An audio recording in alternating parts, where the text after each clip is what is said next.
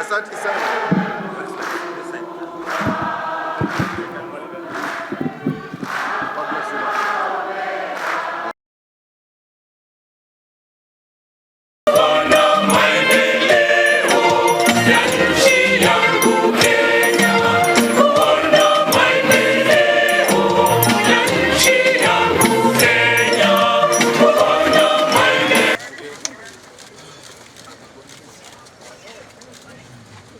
Kusema ninapea familia pole kwa hiyo msiba wenye wako naye.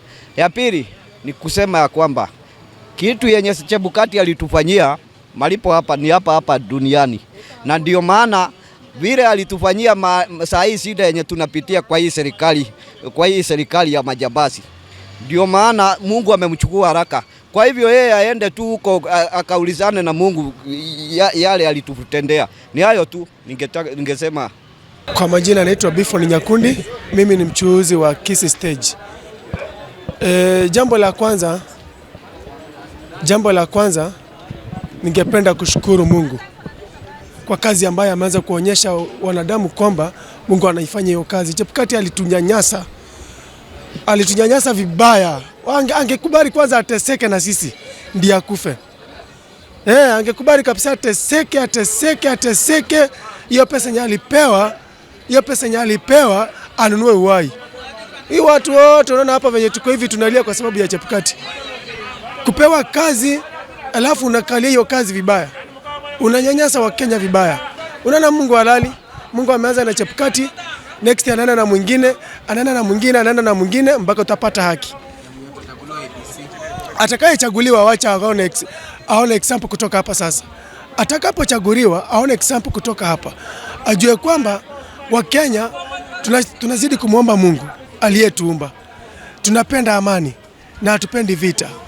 Sasa atakayechaguliwa asipofanya kwa haki, asipofanya uchaguzi kwa haki, naye pia atamfuata. Kwa hivyo alinde familia yake vizuri atakayechaguliwa, na alinde Wakenya vizuri. Awatetee Wakenya. Ni hayo tu.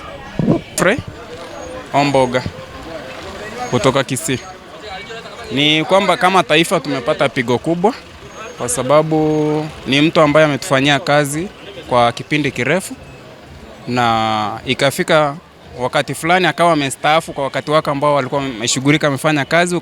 Ilikuwa ni 2023. Si ndio alifariki? Yani ndo alistaafu baada ya kumaliza kazi yake. So ninashukuru, alifanya kazi nzuri kwa ufupi. Unahisi kwamba IEBC inaenda kuchaguliwa? Wito wako kwa IEBC ambayo inaenda kuchaguliwa ni nini?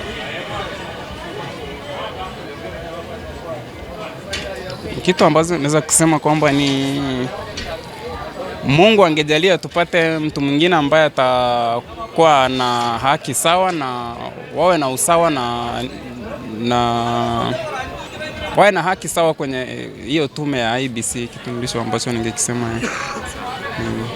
Sara Keruba, natoka Main Stage hapa Kisii. Mwanzo kabisa natuma rambirambi zangu kwa familia ya Chebukati. Najua kufa naye ni lazima, lakini tusifurahie sana kwamba Chebukati amekufa. Na sisi wenyewe kifo yetu tunaingoja. Hiyo ni yenye nilikuwa nasema, kwanza tutume rambirambi zote kwa familia ya Chebukati. Kitu kingine, kweli kabisa hatuwezi kataa kwamba Chebukati alitenda mazuri. Hatujakataa, sisi pia tuko na yetu mengine ambaye si mazuri. Ila tuombe kabisa, tuseme kwamba Mungu alikuwa amempangia kifo chake kilikuwa kinafika hii wakati. Kitu kingine, naomba katika kiti chake chenye alikuwa, kweli kabisa mwenye atakayechaguliwa kama Chebukati, kweli kabisa fanyieni haki. Usikuwa unaona mbele kitu yenye mtu amekupepea amekupatia kwa mkono akwambie kwamba semeni uongo. Hapana, tuangalie kwanza au wenye utaenda kusemeshea uongo kweli kabisa watakuwa wanaumia, yani watakuwa na maumivu gani? Kama umeambiwa sema kitu fulani na hujajua uzuri wake kama ubaya wake, simameni kwa haki. Kama ni kufa utakufa tu ukisimama kwa haki. Tuseme ya kwamba Chebukati alale salama, na Mungu ndiye anajua sababu yenye amelala. Sisi binadamu tutaongea mengi na hakuna sababu. Mimi kwa majina ni Mark Lawrence. Kwanza kuhusu kifo cha mwenyekiti wa IEBC, mimi nasema bora kwa familia. Pia kwa Wakenya wote tuseme bora kwa familia. lakini tukikumbuka mazuri na mabaya yenye tunatenda dunia hii, Mungu atatuhukumu baadaye. Kuna mazuri Bwana Chebukati alitenda na mengine pia kuna mahali alikosea. So hayo yote wataongea na mwenye alimuumba Mungu Mwenyezi. So tunasema pole kwa familia, tunawafariji Wakenya, tukae na amani. Ni mkazi wa hapa Kisii. So mimi tulikuwa nasema hii ni funzo, iwe onyo kutoka kwa Mungu. Ikuwe ni funzo kutoka kwa Mungu. Juu Mungu amekupea jukumu la kulinda watu, lakini unatumia vibaya. So Chebukati mimi sina na yeye, wacha apumzike vizuri. Hata kama tulikuwa na yeye na hasira kutoka 2017, 2022.